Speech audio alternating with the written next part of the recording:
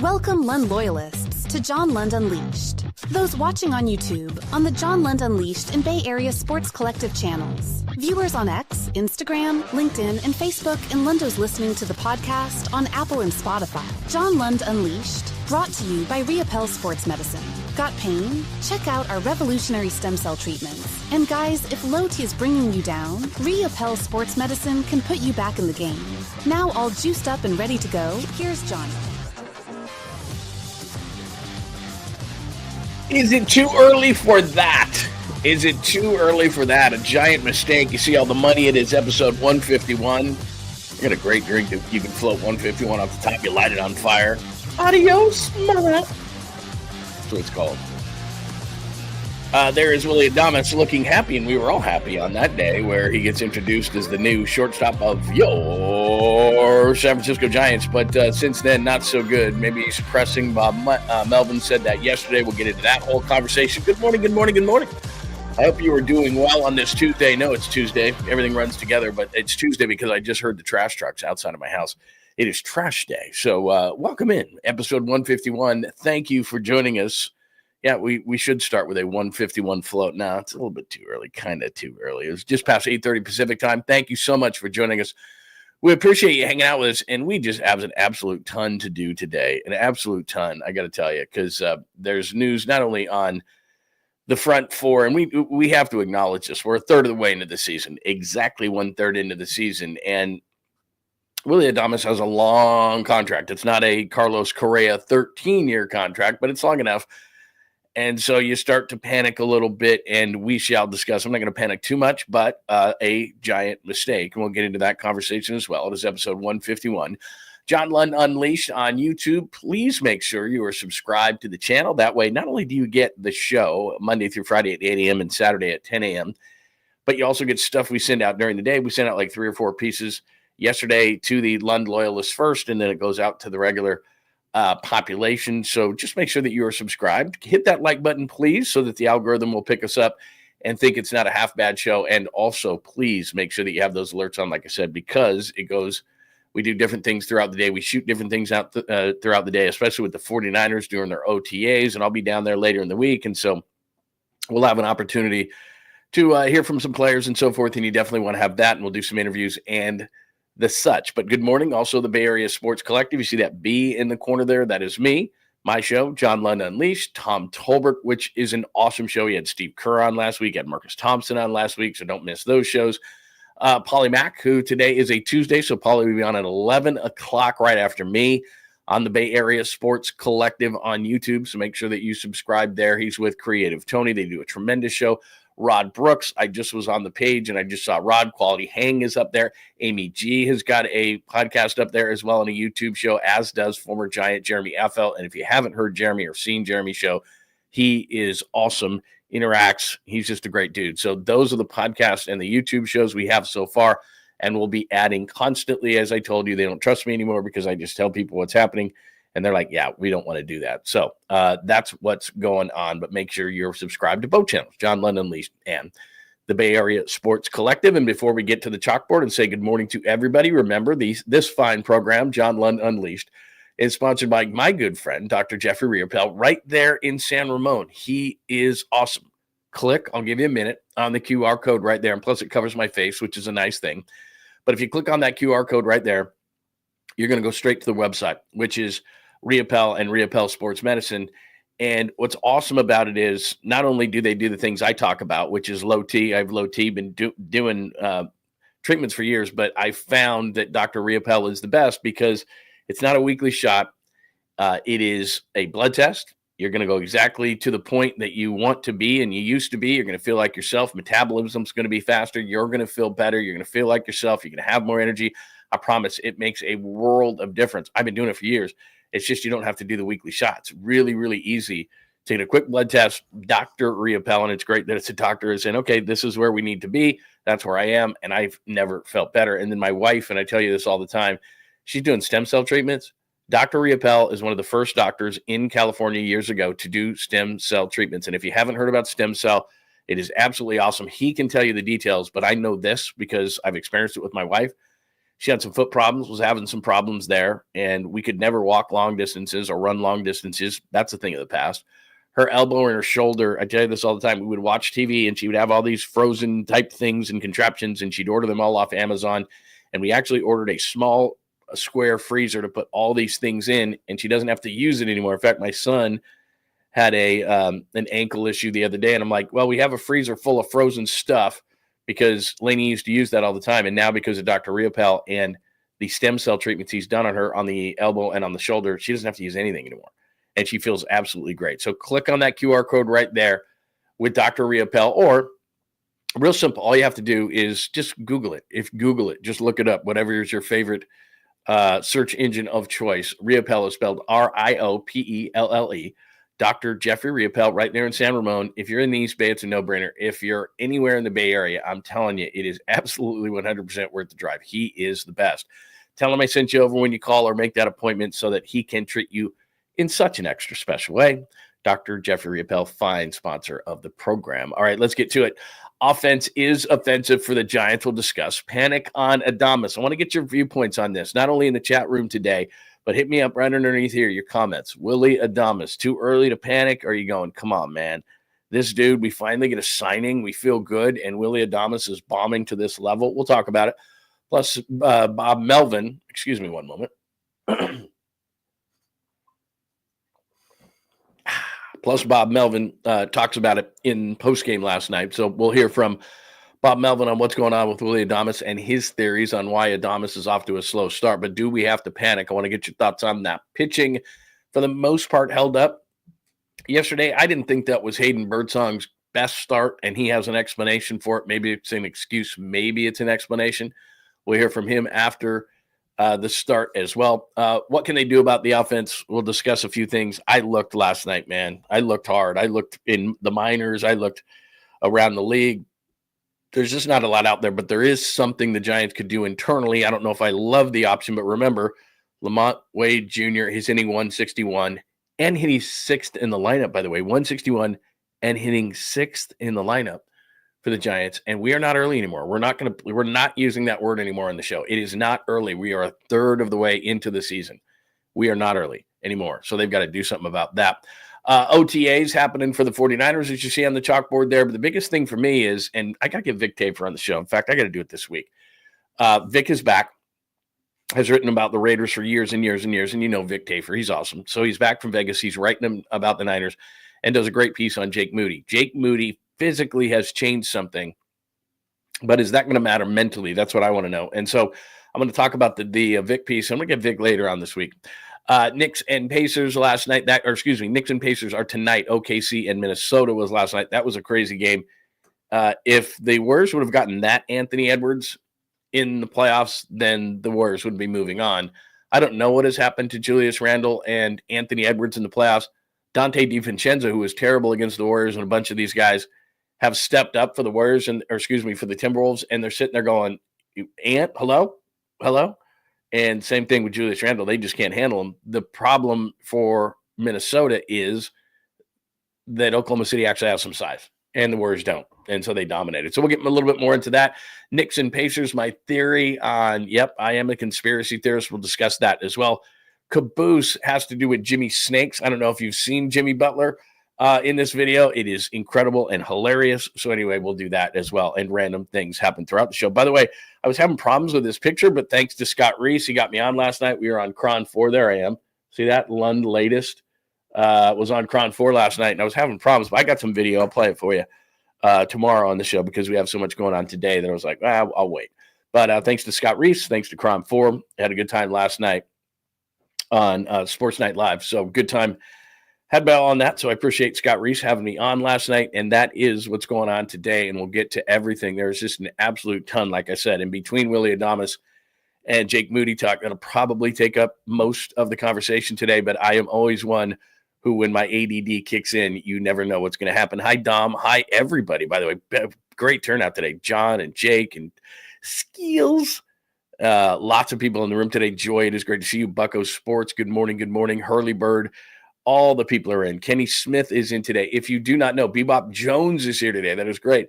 If you don't know what I'm talking about, I'm looking over into the chat room, and it's a great conversation. It's a great community. So again, if you're watching on X, possibly at John Lund Radio, which is a place I'm often on, or if you're watching on Instagram, which I put a bunch of shorts on, and I did yesterday, whatever the case, LinkedIn, you could be watching on any way that you're watching. I do appreciate it. I really do. And I don't want to minimize that. But if you come over to the chat room, it's a lot of fun. A lot of people are hanging out today, as they always are over here on YouTube. So please come over and say good morning. Before we get started, let's start with a super. And by the way, if you 100% want to get your comments, questions, thoughts on the show, all you have to do is hit me up with the super on YouTube, and we are good to go. Much like James. Pat Bailey is hitting 176. Can we get Joey Bart back?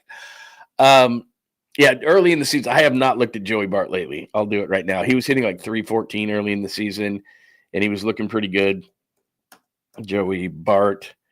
You give up on guys. Patrick Bailey's so good defensively and steals so many strikes. Already hitting 241 with a home run, OPS of 656. So yeah, Patrick Bailey offensively stinks. I mean, I don't know what else to say. He was a passable hitter. And you went, okay, with Patrick Bailey in there, he's a passable hitter. He's so good defensively. Here's where Patrick Bailey's value is going to fall right off the table. And I'm sorry, but I agree with this. When Robo-Ump comes, and I want Robo-Ump because I'm sick and tired, and I love Mike Kruko, and this isn't on Mike. Don't get me wrong. Don't misconstrue this. I don't want to hear that he's a high ball pitcher, low ball pitcher, like yesterday, Phil Cuzzy. Phil Cuzzy has a wide strike zone. Fuck that. All right? Sorry, but fuck that. There's one strike zone. It's not open to interpretation. It's right here. This is the strike zone. It's not It's this guy's strike zone, that guy's strike zone, this guy's strike zone, this guy's strike zone. That's not the strike zone. There's one. It's defined. It's not open to interpretation. It's like math. It's like science. Those things are not open to interpretation, and the strike zone is not open to interpretation. It's not creative. It's not like, you're writing a paper and it's a creative paper and you can write that's cool. Like that creative paper can be an A and that creative paper can be an A. They're totally different things. It doesn't fluctuate. It doesn't move. Like it's the strike zone, man. And so Patrick Bailey hitting 176, which is not good. And he's great at throwing out runners, and he is great defensively. Blocked some balls yesterday. I mean, I'm not going to, you'll hear it when we play Hayden Birdsong. I mean, he still strikes and does all the things when they go to Robo-Ump, and they should. And they should at the very least have that thing where they're tapping their head on balls and strikes. I mean, look, I'm not a Javi Lopez fan. I don't care what the Tigers do. But that was a terrible pitch. It was a terrible call. And there was a couple on the Giants that were low balls. And they weren't consistent. That's the thing that drives me crazy. Okay, you're going to call that play. You're going to call that pitch all day. Fine. Then you're not consistent. I mean, it's just a joke the way it goes. It's Robo-Ump. Let's go. I don't care who it puts out of business. You should have been better. Like, I know they get 96% right, but we have the technology to get all of them right. Why wouldn't we do that? And it's instantaneous. It's not like now where I don't get me started. Like the NBA, let's take 5 minutes and stop the momentum of the game, which is an advantage for the opposing team who gets to sit down, have some water. The crowd's going crazy. We're sitting in the playoffs, and we're having a 5-minute break. When we saw after one play, I'm drinking a beer on my couch. I'm sorry to go on this tangent, but we started. I'm drinking a beer on my couch. I saw in 5 seconds that play, and I could call it right now. Let me be New York. Nope, sorry, you got to get in line. There's other games. There's this 5 minutes. Meanwhile, the other team gets to rest. They get to get a free timeout. The momentum stops. The crowd was into the game. It's a playoff. The other team's on a run, and we stop for 5 minutes because then the referee gets on the mic. Like, no, man, no, instantaneous. New York just hits a button and says 5 seconds, and if you can't figure it out in 30 seconds, play stands. And I've said this before in every single sport. If a call is questioned. If a call is questioned, then wipe the slate clean. It's not this is the way it was called on the court or the field or the ice or whatever the case may be. If there was a question about it, it doesn't matter what the bias is. There should be no bias in replay calls. So we wipe the slate clean because we're not sure what happened. So you look at that thing, you look at that play with no bias whatsoever. Okay, this is the way it was called. I don't care. I don't care how it was called on the field. I don't care how it was called on the court. That shouldn't be a factor whatsoever. Get the call right. If you're looking at the call, then we're not sure. So there's no bias. I don't care what the umpire said. They miss calls all the time. Sorry. But my point is back to James' thought here is Patrick Bailey's hitting 176. I could deal with that if I had the rest of my lineup hitting. But right now, the rest of my lineup is not. I have a joke of a first baseman.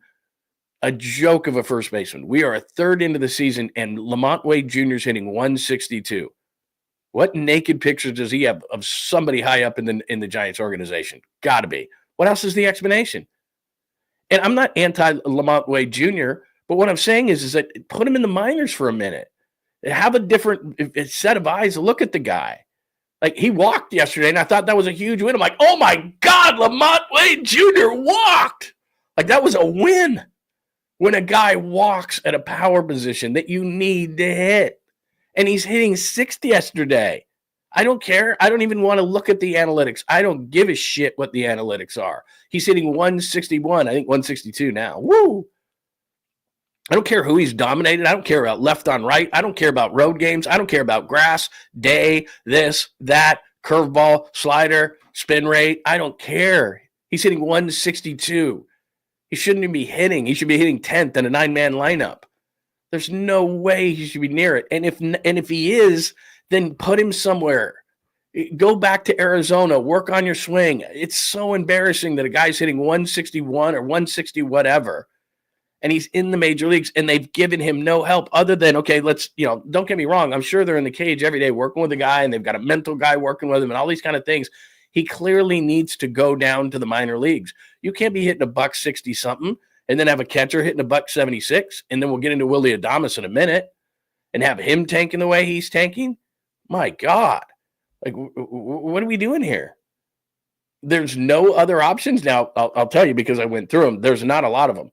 You know, what I thought I was going to find, and thanks, James, sorry to go on this tangent. What I thought I was going to find was maybe there was a couple of minor leaguers that were, used to be major leaguers that maybe the Giants could trade for or something like that. Somebody that, it couldn't be as bad as hitting $160, right? And I went through it. In fact, I have it in my notes. I might have it in my notes. Some of these names, they're bad. I'm just going to tell you right now, they're bad. Yeah, I have them right here. Let's see. I'm warning you, okay? Don't expect much here. These are guys who are in the minor leagues who you might have heard of. Trey Mancini is on the Reno Aces, which is in the Arizona system. 7 home runs, 34 RBIs, hitting 296 with an 836 OPS. He's 33 years old. You want Trey Mancini?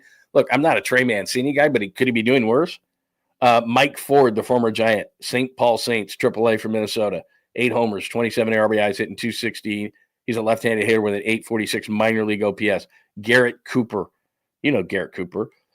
James Outman. Remember James Outman? I don't even know if he can play first base, but he's 6'2", 215. He's big. He's still in AAA for the Dodgers, not having a great year. Connor Joe is around. He's on the Reds, just sitting the bench. Connor Joe. And then as far as trade deadline guys, I've told you I've beaten the drum for Rhys Hoskins. They got a mutual option for next year. You can just let him go, and hopefully Bryce Eldridge is ready. We just saw Nathaniel Lowe. 8 home runs, 34 RBIs, hitting 224 with Washington. Washington's out of it. That's a 681 OPS. It's not great. He's 29 years old. But last year in Texas, he had 16 home runs, knocked in 69, had a 762 OPS. And his last 4 years, 18, 27, 17, and 16 home runs. And he has a 781 career OPS with 97 home runs. Look, I'm not saying he's great. I'm not saying the options are great. They're not. They suck. But you cannot just sit there as a team contending for a wild card. Well, you can. You can do whatever the hell you want. But I'm just saying, because I haven't heard anybody really call this out. They're calling out Willy Adames finally now. But, I mean, Lamont Wade Jr. is a joke. Hitting $160 a third of the way into the season, like, that's not early. We're through April. We're through May. June, July, August, September. I mean, we're a third of the way through this thing. We're 2 months into this thing. I know Buster Posey, the trade deadline is the end of July, but you can't just sit there.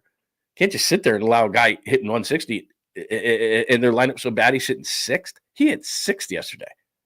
Love of God. And this all stems from Patrick Bailey. I wouldn't even care if Patrick Bailey, given his defensive abilities and pitch framing and all those kind of things before the RoboWomps get here, he could hit 176. If you had a decent hitting first baseman, if Willy Adames didn't suck the way he sucked so far in the first third of the season, I'm fine with Fitzgerald. Matt Chapman's going to be fine. This is a good offensive outfield. It's above average with Jung-Hoo Lee and Ramos and Yastrzemski.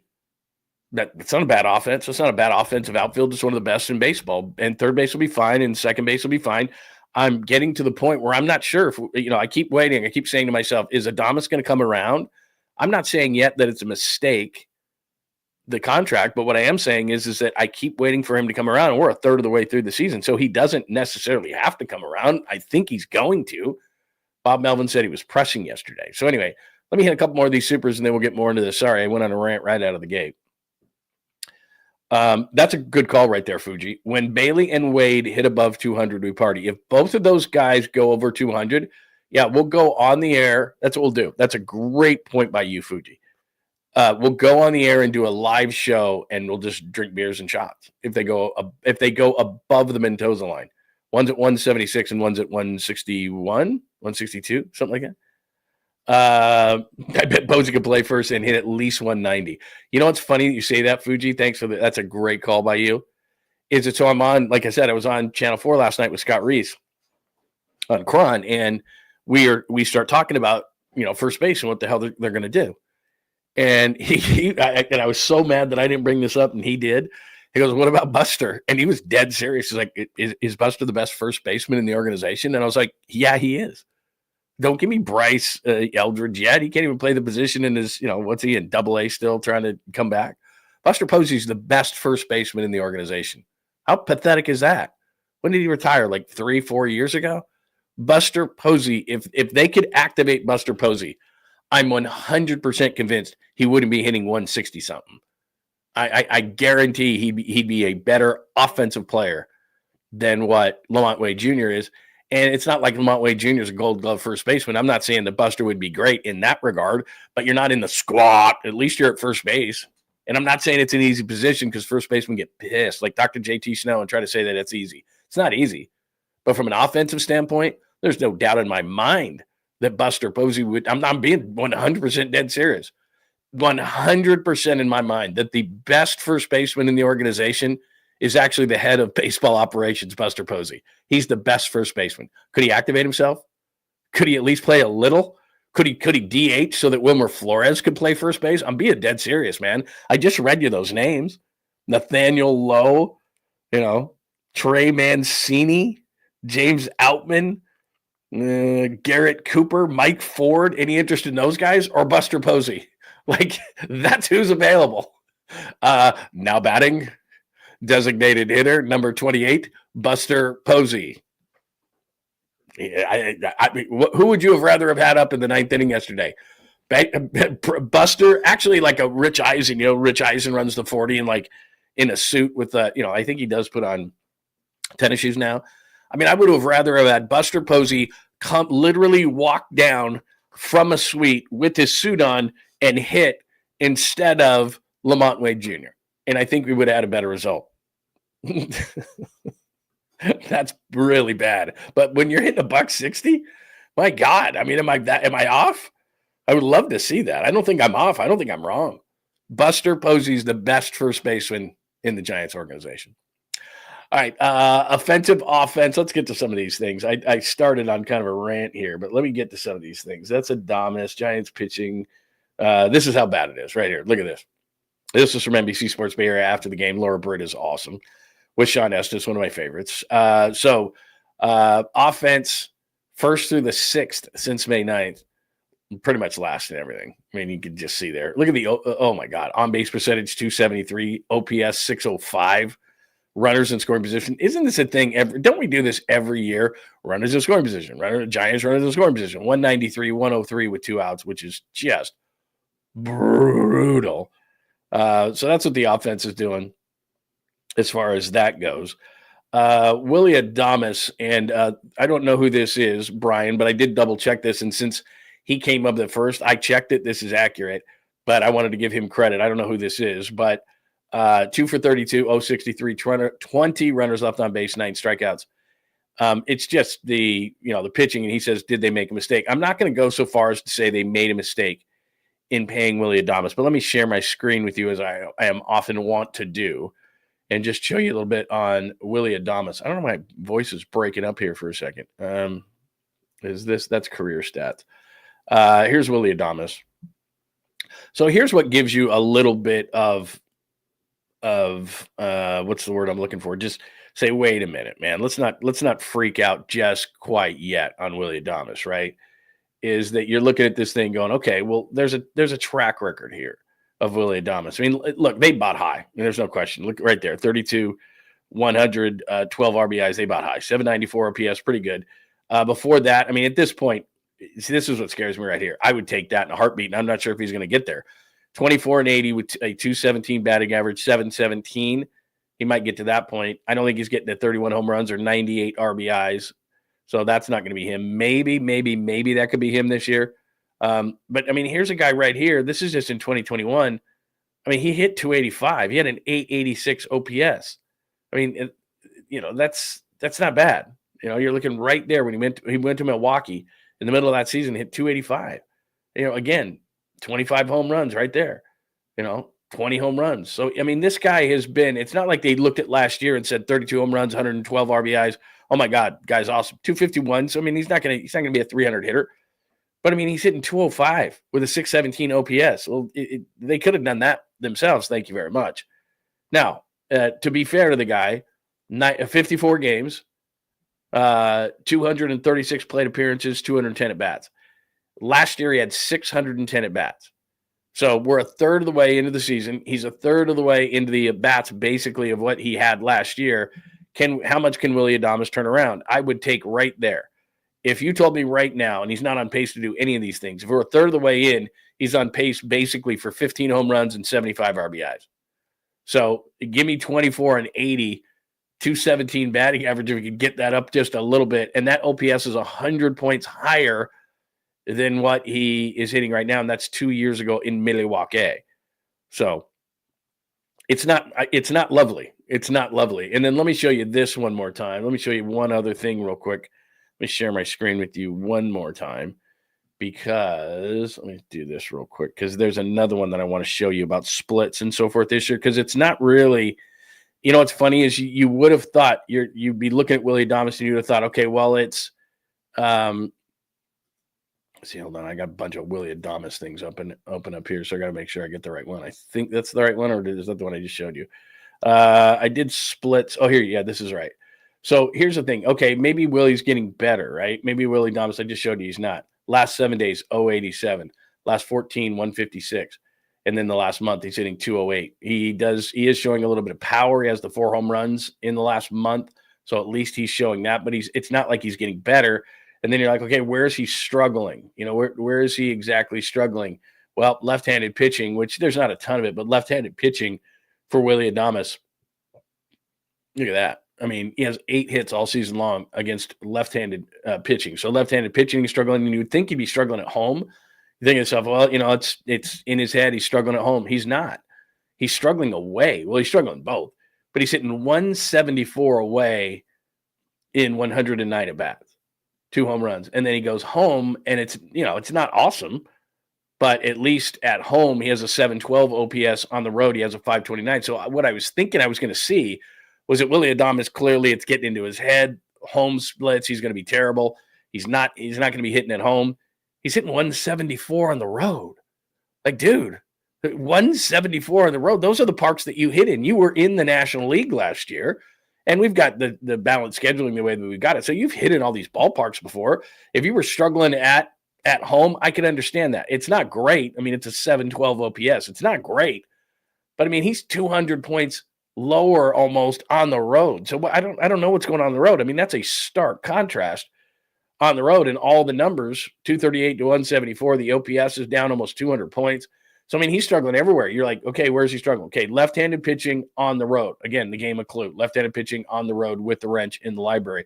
However you split this whole thing, it just sucks. It's terrible. It's absolutely brutal. Now, here's the thing, and I started out with this, and we're going to go in reverse order. You got to do something about first base. It's not going to be Buster Posey. I get it. I'm just kind of sort of kidding about that. But here's the problem offensively now. Bailey's not going to hit, and they're not taking him out of the lineup. He's too valuable defensively. Lamont Wade Jr. plays a power position, and even when he's right, he's walking and it pisses you off, especially in RBI spots. Tyler Fitzgerald has turned out to be a nice player. Willy Adames has been a complete bomb. We know what Matt Chapman brings to the table defensively, up and down, up and down, up and down. And then the offense is great in the outfield. And from a DH standpoint, when Wilmer's in there, what the hell else can you ask from Wilmer? So catcher is absolutely sticking out, but that's not going to change. So it's first base and shortstop right now. It's Willy Adames, and the big question with Willy Adames is, did they make a mistake, right? Giant mistake. That's what I put up on the board to start the show. Did they make a giant mistake? I'm not willing to go there because we're talking about 200 at-bats in a third of the season. But at this point, I would say if Willy Adames can get to 20 home runs and 80 RBIs, I would consider that successful given what he's done to this point. And I don't know what they're doing. I don't know what kind of work they're doing. Bob's going to get asked about this again and again and again. Here is Bob Melvin postgame on Willy Adames' struggles. He had a terrible ninth inning at bat. He hasn't gotten off to the start that he wants to, and I think you tend to try to do a little too much sometimes when you get in big RBI situations. I mean, he's kind of known for that. Hit a ton of 3-run homers last year, so it's going to come. See, that's the part where I'm just not sure. And that's why I wanted to cut it off. He talked a little bit more about Adames, but he said he's pressing. Okay, I can buy that. That's what everybody says when a guy is struggling when he comes over and he signed a big contract. He's pressing. He's trying to do too much. Okay, I'll buy your excuse for a minute here. And he talked about the 3-run home runs. He talked about how he's been good with runners in scoring position. We always talk about the Giants struggling with runners in scoring position. But the last part of what Bob Melvin said there, I'm starting to doubt it. It's going to come. Is it? Is it going to come? Because 2 years ago, he hit 217, had a 717 OPS, which is below league average, even though he had 24 home runs and knocked in about 80. And at this point, if you told me right now I could have Willy Adames' season from 2 years ago where he hit 217 with 20 home runs and 80 RBIs, I'd have no choice but to say yes. He's been a complete bomb to this point. He's been terrible. I don't care what the excuse is. I don't care if it's pressing, this, that, or the other. What's so weird about it is he's not great at home, but he's atrocious on the road. So what's the excuse? It's not the ballpark. Willy Adames must be pressing. It must be the ballpark. He should have never signed there. It's Oracle Park. It's not Oracle Park. I mean, you just saw his numbers aren't great there. But on the road, he's hitting 174 with a 529 OPS. He's pressing on the road? Like, what for? There's nobody booing him, and we're the nicest people ever. It's okay, Willie. It's fine. This team doesn't just throw out big contracts. And Willy Adames, even though it's a major market team, if he stinks throughout this contract, they're going to hesitate. When Buster Posey goes in, I know that Willy Adames didn't work out, but I need money for this guy. We're not so sure. The Dodgers, they'll eat it. The Yankees, they'll eat it. The Giants won't. So if they make a mistake on a guy like Willy Adames, it's going to hurt this franchise for years because they're going to go, they're going to get scared. They're going to get nervous. They're going to have PTSD. They're going, whoa. We gave him all that money, and he's not doing anything. So no. Unless you can move that guy, we're not doing another big contract like that, Buster. Sorry, we're not going to help the offense. We're not going to do that. We're not going to. So that's a double-edged sword situation where it's like, okay, not only is Willy Adames not producing, but now the front office, the people who have the purse strings, all of a sudden it's like, well, we're not signing another guy like that. Finally, an offensive guy says, okay, I'll sign on the dotted line. And then he does this. Then we're all excited. Willy Adames is going to be a Giant. Woo! And then this is the way he hits. We're a third of the way into the season. So I'm not going to overreact to it, but I'm going to react accordingly. I'm going to react in an urgent nature, which is he has sucked. What he'll do the rest of the season, I don't know. But we're so nice as a market. In New York, in Boston, in Philly, this dude would be getting it. He'd be getting the business, and it's all they talk about. But it's time, a third of the way into the season. We gave you a third of the way. And absolutely, it's highlighted by the fact that Lamont Wade Jr. at first base has been atrocious, and the team does nothing about it. Put him in the minors. Another set of eyes, something. You cannot have a 160 hitting first baseman and a bomb of a shortstop And as good as Patrick Bailey is defensively, a 176 hitting catcher, you can't do it. You will not stay in contention. And here's what sucks about it. The pitching is great. It's definitely good enough from the starting rotation, and I think we'll get better. This is the best bullpen in baseball, and you're wasting it. This is the best bullpen in baseball. This doesn't often happen. The starting pitching, you have two studs. Logan Webb and Robbie Ray could be all-stars. That's your first two. I'll say that yesterday Birdsong left a little bit to be desired. In fact, let me play Birdsong for you. This is post-game. He wasn't horrible yesterday, but he's still adjusting to the starting rotation. So I'm praying, honestly, as part of my prayers every night, that they give Hayden Birdsong time, the time that they gave Jordan Hicks, because he's got to adjust to starting. This is not an excuse. This is an explanation. He ran out of gas. I mean, you saw it. And here's the thing that's encouraging about yesterday's outing. Let's be honest. He didn't have his fastball command yesterday, and yet still did what he did, kept him in a game, and the offense never came around. Here's Hayden Birdsong after the game. Tired. I think I threw too much in my bullpen, but at the same time, I'm obviously ramping back up to be a starter, so it was all right. And I'm happy I got through 4 pretty clean ones, and the 5th one obviously got out of hand. I couldn't find my pitches, but it's all right. You feeling that when you got the 2 on? Yeah, I was tired and couldn't land stuff when I needed to, and it was just kind of, I don't know. I just couldn't feel anything. How are you feeling leading up to that point? I feel good. I was landing my curveball, which I was happy about. Fastball was there, and changeup, you just got to get it down. But everything felt pretty good. What do you think of Bailey's frame job on the curveball to bias? Oh, absolutely. I mean, that's what he does, and Javi got a little upset, but it was kind of funny. But he did a great job back there and called a good game. I just got to execute a little bit more. Yeah, I agree with him 100%. It's not an excuse. It's an explanation that he got tired, but still. He did not have fastball command. He had bite on the curveball at times. The guy, you can just tell by his maturity. I've told you this before in speaking to him at the ballpark on occasions, and we had him on the radio show live right there, and I got a chance to talk to him off the air. I mean, you can tell the kid does not get rattled. He's 23. He does not get rattled. I just hope they don't do, and you see this all the time in professional sports, a young guy, it's happened to Kuminga, it happened to Wiseman, and I'm not saying these guys would have been anything, and I think Kuminga still got a chance, but certain guys, they start looking over at the sidelines, and in this case of the pitcher, they start looking in the dugout, and then the organization decides, let's just go with the veteran, heck with it, we're just not going to go through it.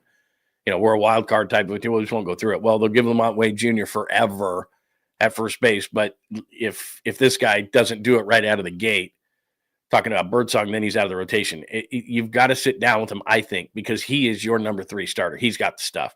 He didn't even pitch great yesterday, and he kept him right in that game. And Bivens came in, and as great as the bullpen has been, he needed to stop the bleeding right there. He couldn't do it. Or excuse me, Eric Miller. It was Eric Miller yesterday. Miller needed to stop the bleeding. He couldn't do it. And he's been great all year long. I'm not bashing the guy, in the bullpen's number 1 in baseball, so you can't really bash the guys, but it would have been nice if he could have got out of the inning. It would have kept him down to 1 run. It was 3-0. They came back, they scratched out 1 run, and then they lose the game 3-1. So I'm not ripping Birdsong. It's just the thing is I have high expectations for the guy, and I think once he gets into a rhythm of pitching every 5 days, and he's a starter, and he really gets stretched out. He goes 75, 80 pitches the first game. I think it was 80 pitches. Goes 90 here, and then I think he's going to be on the ramp, and I think he's going to be fine. So he's got to get down there because, like you said, he got tired, and I hate that excuse. But he said he got tired. He isn't quite stretched out to where he's going to be. And when he gets fastball command, I mean, the guy consistently throws 96, 98. And then he's got the bite on some of the pitches that he had. And Phil, he wasn't, I don't think, taking full advantage of Phil Cuzzy, the home plate umpire, which I went on a rant earlier if you missed it. There's only one strike zone. There's not a high one, low one, left, right, whatever. Mike Krukow before the game was like, Phil Cuzzy has a big strike zone. There's only one strike zone, dude. It's not open to interpretation. You can't just take the strike zone and make it your strike zone. That's not how it works. Bring on the robo-umps.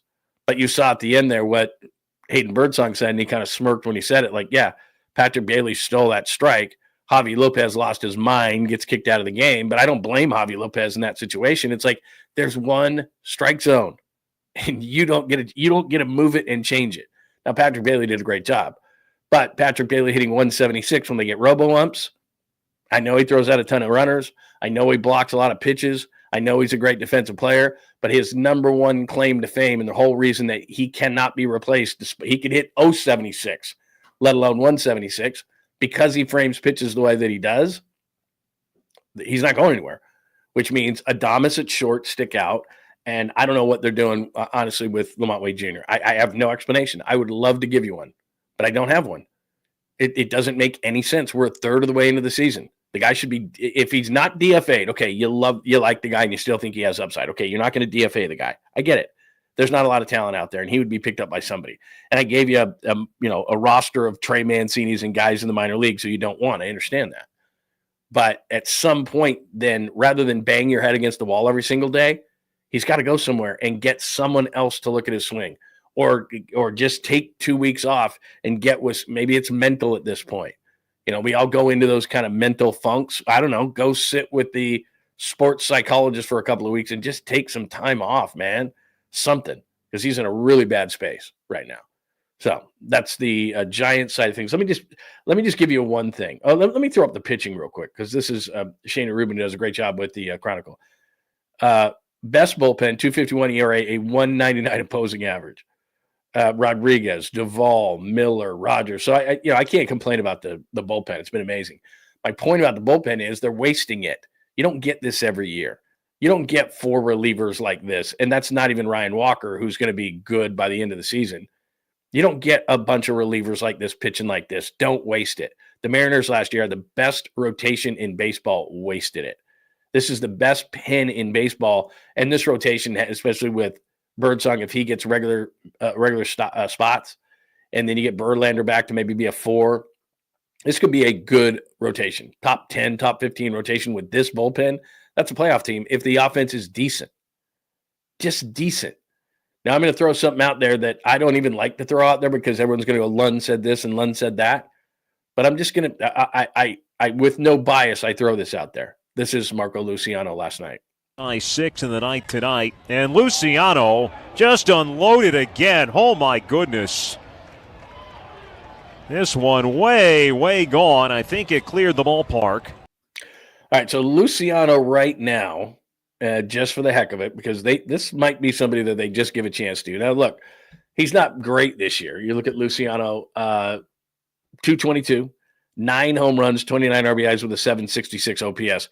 That's a lot better than LaMonte Wade. Now, he doesn't play first base. I understand that. Minor league career, 253, not great. 811 OPS, not terrible, with 74 home runs. And then you look at the majors, 217, no home runs, 3 RBIs, 590. We are well beyond the when, if, whatever. Marco Luciano, we talked about him for years and years and years and years and years.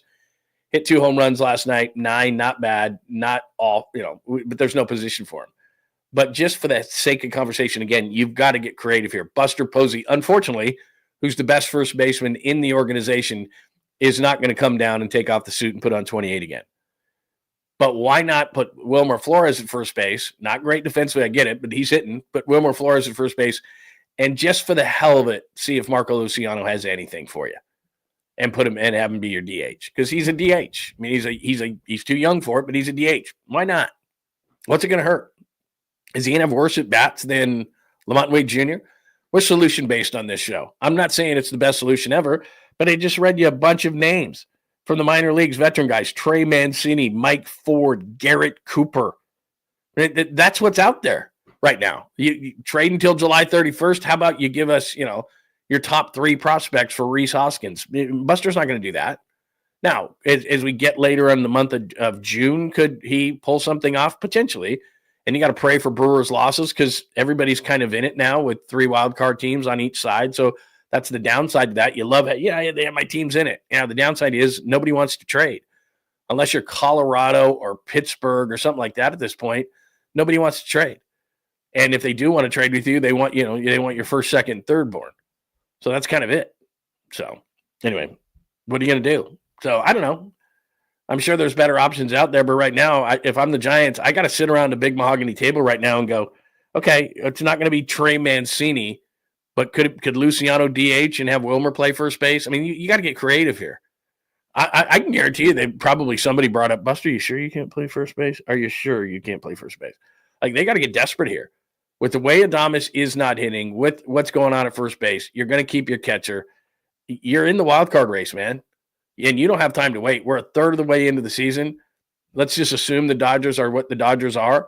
But the East has 3 playoff teams to me. The Mets are a playoff team. The Braves are going to be a playoff team or are going to contend for it. And the Phillies, as of yesterday, I didn't check the standings this morning, we're the best team in the National League. That's from that division. And the Cubs are the Cubs. They have a great offense. They'll probably make a move as a major market team. St. Louis isn't going away. Cincinnati's kind of hanging around. The Brewers are kind of hanging around. And then your division's a big pain in the ass. Beyond the Dodgers, the Diamondbacks and the Padres are going to be there. So that's a lot of teams that you have to deal with, and you're just going to sit and watch first base be an absolute dumpster fire. Can't wait.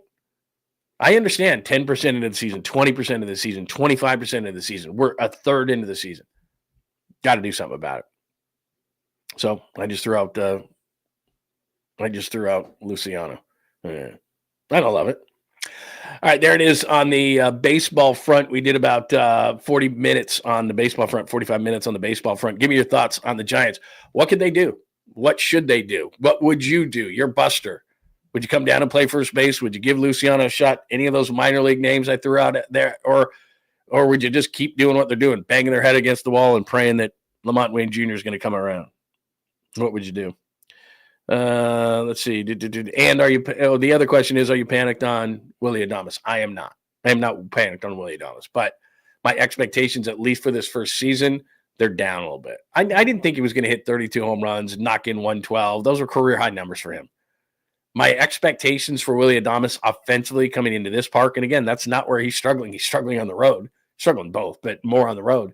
Hitting 174 with a 529 OPS on the road is Adames. But coming into the season, I thought, okay, what's realistic for him? I know he's a consistent 20 home run guy. So I was thinking, okay, he hits 20 home runs, knocks in 80, and hits 250, 260, and plays decent defense. And that's the other side of it. He's not playing good defense either. He's a problem defensively. So, yeah, it's both sides. Not good. All right. There you go. Give me your thoughts. What should they do? You can always hit me on the comments here or at John Lund Radio on X. Make sure, by the way, before we move on to some Niners stuff and Vic Tafer's piece that I want to talk about, this is a good time to tell you. Remember, you're watching on YouTube, probably. John Lund Unleashed. Make sure that you're subscribed. Hit that like button today, please, and make sure that your alerts are on. We're also on the Bay Area Sports Collective. You see that big B in the corner there. That's my show, Tom Tolbert, Polymac, and Creative Tony, which is Polymac's Particles. That's going to be out at 11 o'clock on the Bay Area Sports Collective. We have added Amy G, who's got a great podcast talking about women in media, which is awesome. Jeremy Alfeld, former Giant, who is hilarious and tells great stories about the good old days. Great podcast that he's got and YouTube show. And we've added Rod Brooks and Quality Hang, Rod Brooks and Friends and Quality Hang. So make sure that you are subscribed to not only John Lund Unleashed, but to the Bay Area Sports Collective as well. So we would appreciate that. All right, as far as the 49ers are concerned, I write OTAs and 49ers. So this week, I'll be heading down there. I'll give you some interviews, insights, things like that. So I'll head down to 49ers this week. Just wanted to give you a heads up on that. As far as this piece, I want to read this with you, that our good friend Vic Tafer, and I told you I got to get Vic on this week. He's going to be busy, but we got to see if we can get Vic on this week because he's the best. But he wrote a piece about Jake Moody. Let me get this thing. Don't tell me I did not put this thing. Oh, here it is right here. So he writes a piece on Jake Moody, and I think it's interesting. This is, again, the great Vic Tafer, covered the Raiders for years, is back. David Lombardi went to SF Standard, I think, and then Vic took his place. So he and Matt Barrows are doing the athletic side of things. That is a great combo, by the way. Great. So in the Athletic today, 49ers Jake Moody aims to trade distance for action with new kicking approach. So, he goes down on this thing, and you know this story. Here's what he says. It's been going great. Obviously, when you have been doing something since the sixth grade, it was definitely challenging. It's starting to keep telling myself to stick with it, blah, blah, blah. He goes through everything. The special teams coach, of course, he's going to say nice things about him. Brant Boyer, love the guy, love him, love him, love him. And then you go down to the numbers. Moody connected, this, on 13 of his first 14 before he tried to make that tackle in week 5. of course, because special teams was the bane of everyone's existence last year. And then blah, blah, blah, blah, blah. Missed. There it is right there. Missed kicks in his first game back. I remember that. During the 40-34 loss to the Lions, missed 2 field goals, extra points. You do the math. Unacceptable, blah, blah, blah. Let me get to the part where this is where I think it's really interesting. Okay, so here's his kicking coach, okay? Moody, blah, blah, blah, blah, blah. Kicking coach, there it is right there. Brandon Kornblue. They've been together since Moody was in middle school, the usual ball contact drills, and they're changing. They started, here's right here. This is where I wanted to get to. Jeez, it took me a long time. They've been together since Moody was in middle school, and the usual ball contact drill soon turned into something else. They started tweaking his stance and how far back he was from the ball, then and they got rid of his third jab step. The coach says you have to be careful when you change something like that because he'd been so successful for so long with the 3 steps. Kornblue thinks that while most young kickers use 3 steps, blah, blah, blah. I really don't care about any of that stuff. Here's what I care about. They're changing. Okay, that's good enough. Great piece. Read Vic. He's the best. We're going to get him on this week. So there's a piece right now in The Athletic. Read the whole thing. I don't want to steal the whole thing because that wouldn't be nice to them. All right, here's my point in Jake Moody. He can change all the technique things that he wants, and I don't really need to get into the technique of kicking, nor do you. Hell, Kyle Shanahan doesn't. It either goes through the uprights or it doesn't. Don't tell me, what's the old adage about how the baby's born, just, I just want to see the finished product. I just want to see the ball going through the uprights. There's an additional amount of pressure on Jake Moody because he was a 3rd-round pick. It was a sandwich pick between the 3rd and the 4th. Whatever. It was a 3rd-round pick to me and somebody that they could have used on this roster as depth right now. A 3rd-round pick at one time was Fred Warner. That's pretty good. 70th overall pick, 3rd round. They took Jake Moody around 100. So, look, that's not a fair comparison. I understand that. The point is that 3rd-round players come in all the time and are quality players in this league. So it's not like you picked him up as a 7th rounder. It's not like you picked him up as a free agent. You took him in the 3rd round, which for this organization who's done so well in those rounds, that's a starting caliber player potentially on your team when you need cheap labor that can play. So it's not like they did nothing to get Jake Moody. I hate taking kickers in the 3rd round. If you've watched the show or if you listen to me on KBR with any regularity, I was doing the draft show, and right when they did the pick, I went, no! And then Kyle Shanahan opened up the door from next door where the draft room is, opened up the door and said, I wanted a running back. Like it was split, I'm sure, in that room with Jake Moody, but they took Jake Moody. Now, New England, about, 20, 30 picks later in the 4th round, took Chad Ryland. Ryland's gone from New England to Arizona. It takes a minute, and that's where my concern lies. I've talked to Joe Nedney, the former 49ers kicker, and it takes a minute to understand the stadiums and wind patterns and all the different things, and then it gets mentally into your head, and you got to get past that. And a lot of kickers, they'll have success. If they are drafted, they'll have success with maybe the 2nd or the 3rd team. It takes time. I don't know that. Joe Nedney has told me that. But you can just see it. There's pressure on a 3rd-round pick. And to me, they can change all the technique they want. And whether I understand the technique and you're getting rid of this last jab step and turning this and doing that, I don't really care. I'm kind of like you. I don't care. Does it go through the uprights or does it not? Does the kid have leg strength? Yeah. Does the kid have balls and mental capability? Yeah. I was at the Super Bowl in Las Vegas when he kicked 250-plus yard field goals in the friggin' Super Bowl. So the guy can do it. But what I'm worried about is, okay, so they work on all these things, and I guarantee you this, that in the offseason, before he even kicked a ball and worked with this Coach Kornblue guy, that he worked with a sports psychologist more than anything else, because that's what kicking is. The guy has accuracy. The guy has leg strength. The guy has all this stuff. But it's a mental game now. And here's my concern. Change all you want, do all you want, whatever. Bring in all the competition that you want to bring in. I don't think Greg Joseph is a real competition. I don't think that the kid who won the Lou Groza, he's like 240-pound kicker from Louisiana. I don't think that's a real competition. I think that you bring in somebody like, I don't think Nick Folk's been signed. That's an older kicker, but he gives me vibes. He gives me vibes where Kyle Shanahan might be able to say, like Robbie Gould, he's good from 53 and in, and that's what Kyle wants. It's going to drive Kyle crazy to have you hit a 58-yarder, you miss a 41-yarder. You cannot do that for any team, let alone the 49ers, who are just, he's so meticulous in the way that he's planning. Okay, we'll make this one. It's a major problem. So my point in saying all these things is change all the technique you want. But the biggest thing that Jake Moody, and only he can answer this question, how did you work with the sports psychologist? What did you learn? How are you going to apply that to making kicks? Because here's the biggest problem to me, and I don't care if it's preseason. I don't care if it's regular season. I don't care if it's playoffs.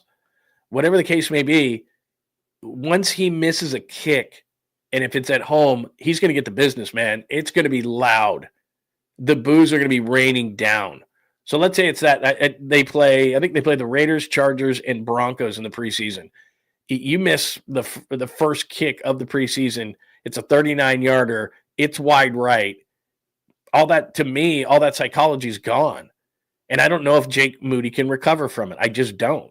He was so bad at the end of last year, and the inconsistencies drive you crazy. And they're beyond the point now where, well, wait a minute, in these conversations, but he was a third-round pick. Does not matter. Doesn't matter. And I hesitate to think just because he was a third-round pick, here's where he would get the advantage to me, is that if these other two kickers kick better than him, will the 49ers really pull the plug on Jake Moody? Because someone's going to pick him up, and I think he's going to have a weight off his shoulders. You know, he's a third-round pick, but for a kicker, that's like being a first-round pick. I'm not saying he's Sebastian Janikowski, but what I'm saying is that these kickers who get picked early, it was York, the kid from Cleveland, was a third-rounder. There was a kid in Tampa that was a second-rounder. You know, they get this pressure heaped on their shoulders because by the very fact that they were picked. And so a lot of times it can be to that second or that third team where it's like, I'm just any old kicker now. I don't have the expectations of being saddled with a pick around my neck, and I can go and relax. And again, I've been told that by kickers. I don't know anything about kicking. I don't know anything about the psychology of kicking. I've just been told like it takes a minute around the league to understand the wind patterns, to do all these things, to understand all the things that are going on. And due to the fact that you had a pick saddled around your neck pisses people off. So look, does the guy have kicking talent? I'm not doubting that. Does he have leg strength? I'm not doubting that. Greg and I used to get in battles all the time because, you should have saw him in practice. You should have saw him in practice. There's no pressure in practice, man. What's the pressure in practice? Do they got to run some laps or, whatever the case may be? That's not real pressure. But I did see him in the Super Bowl make a couple, so I'm like, well, maybe this guy's good. We talk an inordinate amount of time about the kicker, and that's not good. The kicker, like an offensive lineman, should not be discussed and should not be talked about. It's bad for ratings as far as I'm concerned, but we talk about the kicker so much because, especially given the 49ers and the way that the gap is closed, when they were really, really good, it's not like they didn't need to make kicks. They did. But the closer the margin gets to the rest of the NFC West, and it's close, and these games that you should win, but you missed a kick here, you missed a kick there, you missed an extra point here, you missed an extra point there, and now Kyle Shanahan in the back of his head is like, can I rely on this guy? And that's a major problem when his big thing was, okay, Robbie Gould's not going to give me the leg, but 53 and in, we're getting 3. And I can count on that as I'm kind of trying to surmise what this game is going to be about and plan and all those kind of things. So, look, it's a great piece. You should read it. I'll give Jake Moody the benefit of the doubt. But the part that scares me is as I read that thing and talked about the physical things that he's changing, I really don't care. I don't think it was a physical thing. He can kick it out of the end zone. He can boot 58 to 60 yarders. Can you hit a 38? Can you hit a 41? Can you hit, can you do those things? Or do I have to hear a doing off the upright and then some excuse of why he missed the kick? I don't want to hear that.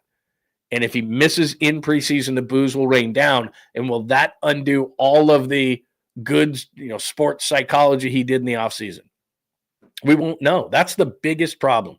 He can kick his ass off in practice. He always does. Kick it through the end zone, kick 50, 60 yarders. He does that all the time in practice. I don't care about practice. No, I don't care about it at all, other than an injury. But he can kick and kick and kick, and he won the job. And then the first kick, if he misses it, it's all undone. So that's a problem. And we won't know until it happens. That's the biggest problem of the whole thing.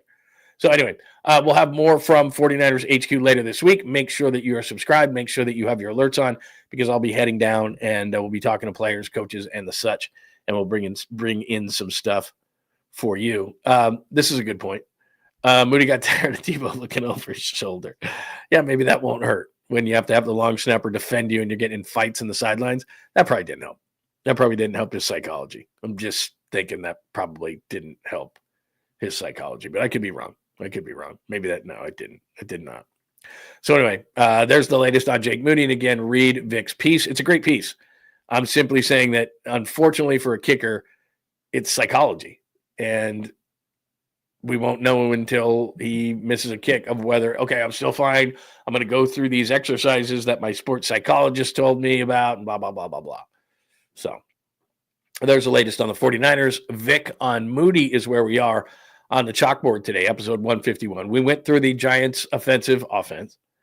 Panic on Adames. Hit me your comments underneath. I am not going to panic on Willy Adames yet. We are 200 at bats or so into his contract. I'm not going to panic, but there's a sense of urgency, and he's on my radar. Let's just put it like that. Pitching and Birdsong, he's still got to get stretched out a little bit. That's not an excuse. You can say it is because I've been on the Birdsong train for a long time, but I'm encouraged. He didn't have great fastball command yesterday, and yet he had the Giants in the game. What can they do offensively? I just read you a bunch of minor league first basemen who are out there that are veterans. I'm not excited. The best first baseman in the Giants organization is Buster Posey. No, he's not taking off his suit to play. This is a great question. Let's see. Where is it? Right here. Let's see, right here. Will you report live from Chick-fil-A in Santa Clara? I got to try to stay away from that place. I'm trying to lose weight. Just a little bit of an aside here, and we'll get back to stuff. Dom, I'm trying to lose weight. And so what I'm doing is, if I seem crankier than normal, and I have gone off on a couple of tangents the last couple of days, is that I'm not eating until, the last meal is at 8. I'm doing the 16-hour fast, which shouldn't be that hard. Last meal is no later than 8, and I eat usually earlier than that. We eat maybe at 5 or 6, but I'll do, healthy snack, lots of water, whatever, until 8 is the cutoff point. I can do water, but 8 is the cutoff point. And then I cannot eat until noon. And so what do we Pacific time? Around about 9:30 Pacific time. I have my handy dandy big orange water thing, and I have no food at all. And so it's challenging. It's going to be challenging for the first week, but then you get used to it. And I'd fasted before, done the 16-hour fast. I cannot recommend it highly enough, because what's great about it is, as long as you don't junk food out, as long as you're not, you're like, I'm not a sugar fiend, I'm not a sweets fiend, anything like that. But when you do eat, you just eat responsibly, lots of protein, things like that. You don't go crazy. Your portions are smaller, but you can pretty much, if you don't go crazy, you can eat what you want, as long as it's not junky. So I could go out and eat a couple of, a la carte nice tacos or something. Like, I'm a junkie for tacos. I'm a junkie man. Like taco, it's fine. A couple of, chicken tacos with good protein, don't gob a bunch of sour cream and guacamole and all that kind of stuff on it. A little guacamole, people are like, that's healthy fat. It's like, yeah, but not a glob like this. Like, everything in moderation, right? If I do that, then I'll be fine. But my point is not telling you about my diet. The cranky portion of the 16-hour fast, the 8 on, 16 off fast, is like the first 10 days. And if I can get through the first 10 days, which I'm going to, because it's pool season, and we got a pool in my backyard. And it's like, I had a nightmare last night. If Skills is in the room, I didn't, but I'm just going to say that I did. A nightmare last night. They're like, all of my wife's attractive friends, and her, and, she's attractive and all this stuff. And here I come walking out like Jabba the Hutt. Jabba want food. Like, and they're looking at me like, it embarrasses her. Like, she's like, what's going on with this dude? So anyway, I'm not quite to that level, but I can lose, I can stand to lose 10. I can stand to lose 10. So anyway, sorry, that sent you into a whole tangent. I can't, point is and here's the problem. Here's the other thing. And we're going on random, and then we'll come back to the show in just a second. The other problem is, Dom, is that, like, okay, I could, and I haven't looked at the comments, I could get their nuggets that are like the grilled nuggets or something, and those aren't half bad. I could get a grilled chicken sandwich with like a wheat bun. They do that. But if I'm going to stop at Chick-fil-A, I can't do that. I'm one of those people that I'm either on or I'm off. So if I'm not dieting, I'm going to stop by Chick-fil-A, and I'm going to get the spicy chicken sandwich. And I don't do the waffle fries, even though they're outstanding. Their mac and cheese is out of this world. So I go super fat. So I go mac and cheese, spicy chicken sandwich. And then I'm like, oh, can I have a Diet Coke with that? And they're just laughing in the background like, dude, you just went mac and cheese, spicy chicken sandwich, and a Diet Coke. I don't want the sugar. I don't do any sugary drinks. Lots of water. I'm good with water. But anyway, sorry, that's probably more than you needed to know or wanted to know, actually. So I will not be reporting from the Chick-fil-A because when I'm on the diet, I can't stop at Chick-fil-A and get something healthy. I can't, you know what I mean? I can't, I'm just like, I just have to swear it all off because I'm just not good at it. And the other thing, like people talk about cheat meals. If I do one cheat meal, it's a cheat month. It's a cheat week at least. I can't do it. I got to swear myself off everything. And it sucks because when you have kids in the house that we have ages, so my son's in the house for 2 more weeks, and then he's going to Cape Cod to cover the Cape Cod Baseball League. By the way, wrote a great preview of the Big 12. Arizona State got into the NCAA tournament. Was writing all day yesterday. So he's going to the Cape Cod League on June 9th. We went to the A's game yesterday, or Sunday. But so he's only going to be around 2 more weeks, but he eats a lot of protein bars and stuff, but he's in the house. He's got stuff I can't eat. We have a high school freshman going into the sophomore year, and we have a 7th grader going in 8th grade. And their habits, they're not mine. They're not mine. I can't do it. Let's see, what else do I got here? Oh, Trader Joe's is good. Trader Joe, if you're dieting, Trader Joe's is like the place. Absolutely. Don't mean to go on this long of a tangent. I got to get back to something here real quickly, but let's see. Don't eat what? Don't eat that 60 plus chemical chicken sandwich. Oh, really? There's 60 plus chemicals. It's like telling me not to eat a hot dog. I got to be honest with you. Is great for good to know. If I eat, here's the problem. Like I'll give you the last one, and then we'll go back to things. Where are we on the board? We just did Vic on Moody. We're on Knicks Pacers. We'll do that in just a second. I was at the ballpark on Sunday at the A's game. I have no issue with that stadium. I understand. And I was sitting right there when Mark Kotze got tossed and had to do the walk of shame into the outfield clubhouse. And I feel bad for these guys. If they got to go to the bathroom, like Brent Rooker's like trying to like not be seen. He's got to go to the bathroom. He's the DH. He's got to go all the way out there. The pitchers for, they're going out. I mean, it's so Bush League from a player perspective. Now from a fan perspective, in and out of the parking lot really easy. It was a beautiful day. It was about 80 degrees. We walked the whole stadium. There was people out on the lawn having a good time. Like from a baseball standpoint, unless you miss that next level that, here's that field. Oh, there's more seats up here. Like that whole effect where you walk in, you're like, ooh, like you don't get that. You definitely don't get that. But in terms of the ball game itself, it was good.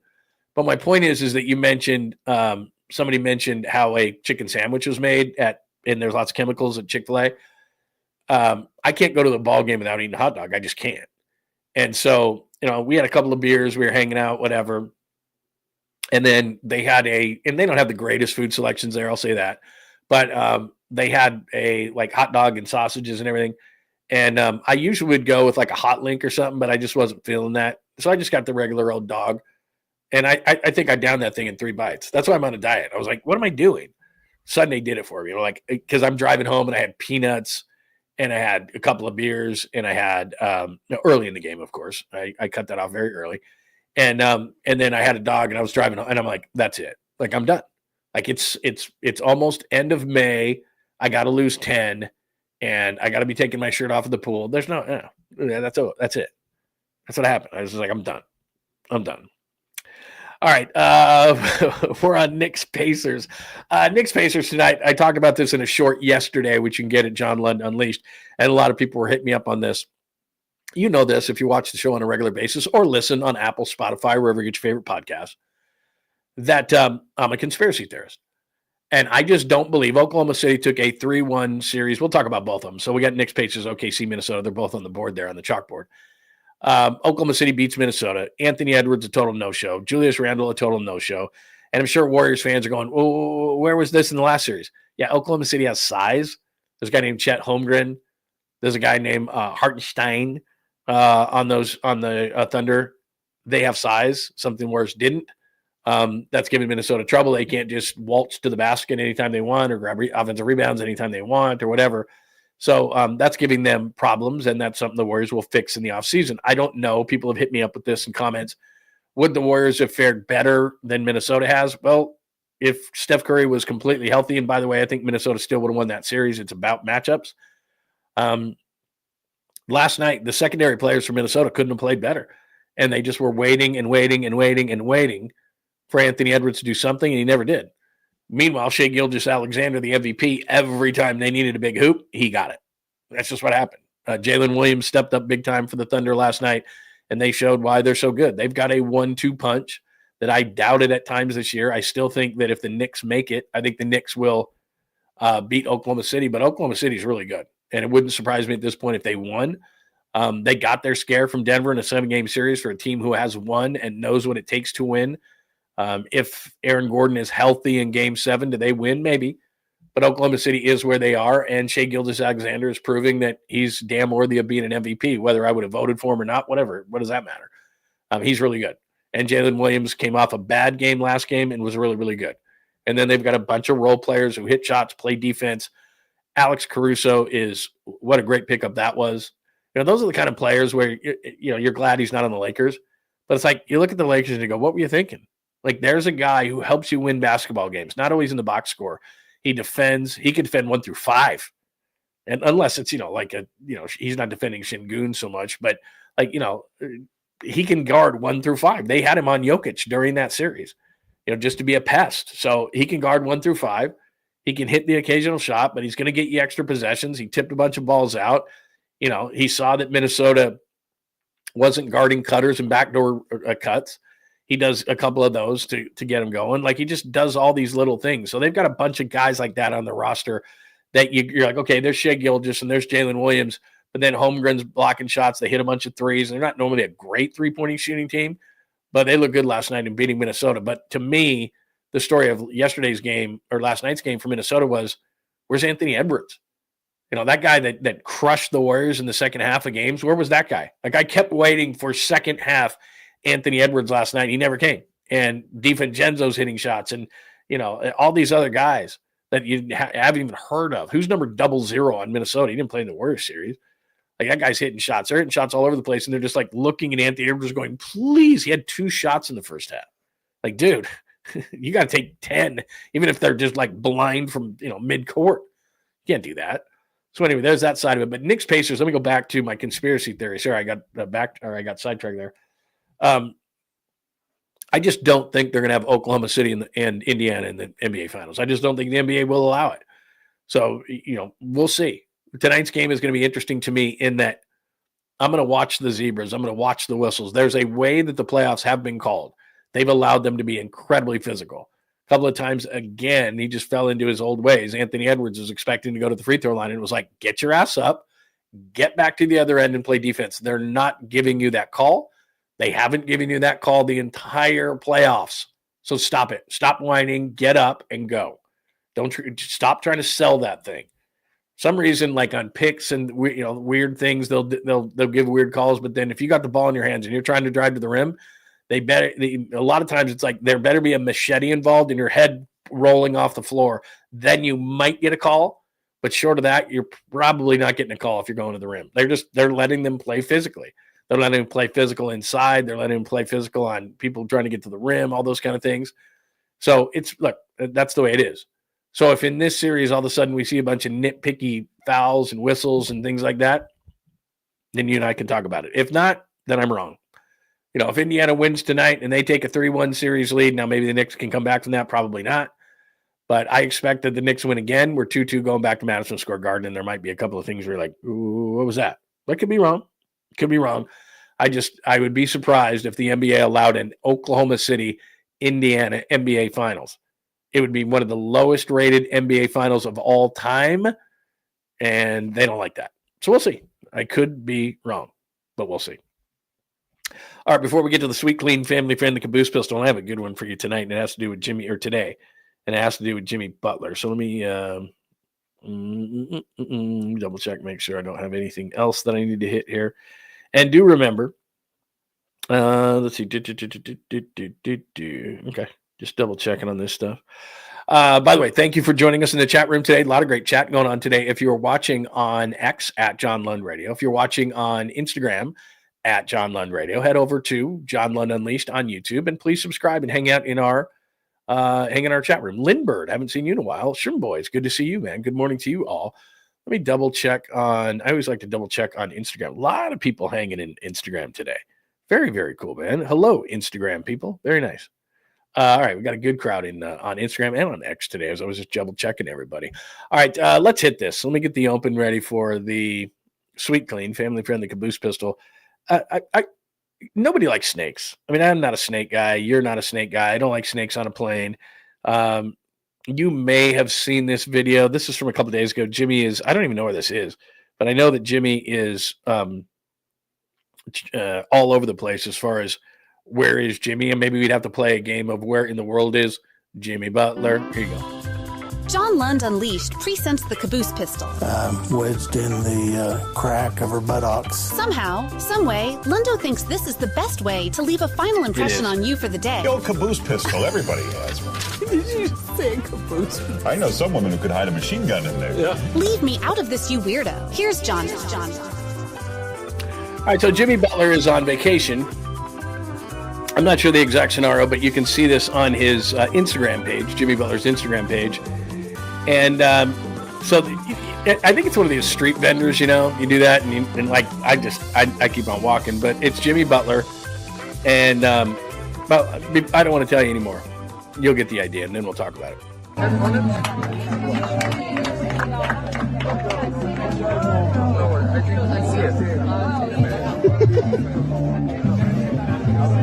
Which one said? Look, I have a deck. And inside the deck, you have one.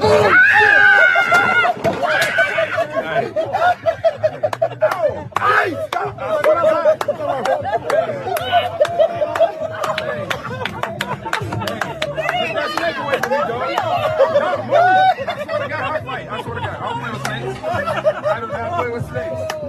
I'll fuck with the wrong way, I swear to God. I won't do snakes. Okay, I won't do snakes. So Jimmy's like, all playing aside, I don't do snakes. So he's doing some kind of a card trick, and then it was a fake snake, and it comes popping out of the deck, as you can see there, and Jimmy just loses it. I mean, Jimmy's a tough guy, playoff Jimmy, injuries, this, that, and the other, but man, it comes to snakes. Jimmy don't play snakes. I mean, clearly, as you can see right there, caboose, Jimmy snakes, which is where we are on the chalkboard today in episode 151. But Jimmy doesn't play snakes. Now, I can relate. Snakes, I'm whatever. I grew up in Southern California. So when we would go out, we'd see snakes all the time. We would go, it's a different day. Your parents just let you go. They're like, okay, come back, like summertime, like come back at, 5 or come get a snack after school, then you're out. So, I mean, we saw snakes all the time. We did weird things to tarantulas, grasshoppers. I mean, there was a different era, because we didn't have video games as much or anything like that. And so, I mean, we did, but your parents kicked you out of the house. So it's like, go ride your bikes, go find something to do. Well, to find something to do, we would get ourselves into trouble and we would ride our bike somewhere. And then there's a snake or there's a tarantula or there's a big spider or there's so a kind of a different era of kid where it was like, that didn't really bother me. You know what I mean? And we probably, to be 100% honest, and maybe the statute of limitations is probably up, we did unspeakable things probably to snakes, maybe with rocks and certain things. Cause like, whoa, but I don't think I ever came across like a rattler or anything like that. But yeah, I do not like snakes. Any kind of creatures, creepy crawly.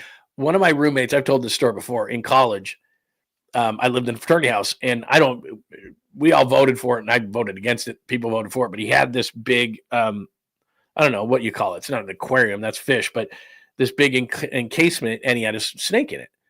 And sure enough, and he was in the room next to me. So I was like, no. And he'd have this thing out and he'd be playing with it. And he thought it was funny. And the people who were not afraid of snakes like me were like, oh, this is totally cool. It's totally fine. And the thing got bigger and bigger and bigger. And then, of course, what did it do? It escaped. And I'm like, dude, no. And then we never had another snake in the thing. And they found it. But it was like, it was gone for a couple of hours. And I was like, no. And I'm in the room next to him. I'm like, no. And it was a non-poisonous snake, but it was this giant snake. And, I'd have nightmares of the thing, like, got out of its cage and got my neck or something. I'm not a snake guy. But I don't think I would have reacted like Jimmy reacted there. I mean, he lost his shit right there. I mean, No. Here, let me go back just a little bit. Let me go back just right when he freaked out. Here we go. Right here. Inside the deck, you have one.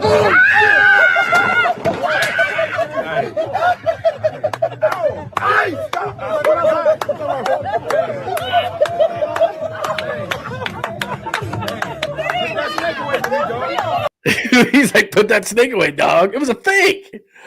Anyway, yeah, Jimmy doesn't do snakes. Clearly, Jimmy doesn't do snakes. So there you go. That is your sweet, clean, family-friendly caboose pistol. That is Jimmy Butler. He does not do snakes. So tough guy, plays with injuries, all these different things. Jimmy Butler doesn't do snakes. We know that. Jimmy Butler doesn't do snakes. That is episode 151. One more time, I got to let you know that my good friend Dr. Jeffrey Riopel, as we talked about at the beginning of the show, that is the place to go. I am feeling great. I just had my update about 2 weeks ago, quick blood check, and then he gets my testosterone levels where they need to be every 3-4 months. I don't have to do it every week anymore. It is awesome. Click on that QR code, and you're going to feel great as well. And tell Dr. Riopel that John Lund sent you over, and he will treat you extra special, if you know what I mean. And like I told you before, my wife does the stem cell treatments. Amazing. And I'm not just saying that, man. I wouldn't say it if it wasn't true. The shoulder, the elbow, she doesn't have to ice anymore. We go to Vegas. She can walk around. She even turned to me a month ago when we were in Vegas and said, without Dr. Riopel, I am not doing this. I'm yelling at you and screaming at you to not walk anymore. And we're in the hotel or we're at a casino or we're sitting down somewhere. I mean, that's 100% the truth. He is in San Ramon. He is worth the trip. If you're not in the East Bay, he is incredible. And they do all sorts of other procedures as well. It's not just this. They do all sorts of stuff. So click on the QR code, make an appointment, tell him I sent you over. He will take extra good care of you. If you don't have your phone or if you can't get that QR code, all you got to do is Google it or use your favorite finding device. All you got to do is Dr. Jeffrey Riopel, Riopelle, Riopelle, Dr. Jeffrey Riopel in San Ramon. All sorts of great procedures they do. Please tell him that I sent you over. He is one of the fine sponsors of the program. Offensive offense we talked about today. Are you panicking on Willy Adames? Put your comments right there. Pitching, Birdsong was good enough to win. The bullpen is the best in baseball. What can they do? I went through a lot of minor league options. There's just not that much out there. Trey Mancini, Mike Ford, Garrett Cooper. Those are the minor leaguers. The best option in the organization is Buster Posey, but he's not going to take off the suit. I even talked about Luciano, who hit 2 home runs last night. He could be the DH. Flores could be your first baseman. They've got to do something. They're not going to do anything with Patrick Bailey, so the shortstop's got to start hitting, and they got to figure out first base. We are a third of the way into the season. It is not early anymore. You will not hear me reference it's early, because it's not when it comes to baseball. OTAs this week, I'll be down there at 49ers HQ, so make sure you tune in every day. 49ers stuff, Vic on Moody. That is Vic Tafer, wrote a great piece in The Athletic today on Jake Moody. It's about physical changes he's making in his approach to kicking. I don't really care about those. I care about the mental approach. When he misses a kick, if he misses a kick, can he get over it? Knicks and Pacers tonight. We'll see if my conspiracy theory holds. OKC looks like they're going to the NBA Finals because Anthony Edwards couldn't step up. Caboose pistol, Jimmy Snakes. Yeah, he's playoff Jimmy. He is not Jimmy Snakes, and we always do random stuff throughout the show. Anything I missed? Let me make sure that I have not missed anything here. Hey, it's good to see you. And that's a Humboldt Fats. It's good to see you, man. And that is I'm glad you joined the community. And that is a great message. Great day to everyone. Be safe and be blessed. You are welcome in this room anytime, Humboldt Fats. That's absolutely great. Thank you for that. Much appreciated. All right, everybody have a tremendous day. Let me just thank everybody one more time for the supers. Thank you, James. We talked about Patrick Bailey. Can we get Bart back? Fuji, you are the man, Fuji. Thanks for those supers. Remember, you can always guarantee that you get your stuff, question, comments, thoughts on the show. Thanks to Fuji. Yeah, we are going to party when they get to hit above 200 if they do. And you're right. Posey is probably the best option in the organization at first base, but he is not going to take off the suit. So there you go. That is a Tuesday edition of the show. Remember to keep those to keep those alerts on. We will be sending more stuff out today. We've got more going on. Make sure that you hit the like button so that the algorithm goes, okay, not half bad. And make sure that you are subscribed on John Lund Unleashed and the Bay Area Sports Collective. At 11 o'clock, you will see Polymax Particles, and that is only, an hour away? Polymax Particles at 11 o'clock with Creative Tony. Tom Tolbert Show, remember. Amy G has joined us. Rod Brooks and Friends. And Quality Hang has joined us, as well as Jeremy Affelt. So make sure that you're subscribed. And you'll catch all those shows too on the Bay Area Sports Collective. Everybody have a wonderful Tuesday, and we'll talk to you soon. Thanks for hanging out with John Lund Unleashed. We'll try to be better next time, though I wouldn't hold my breath.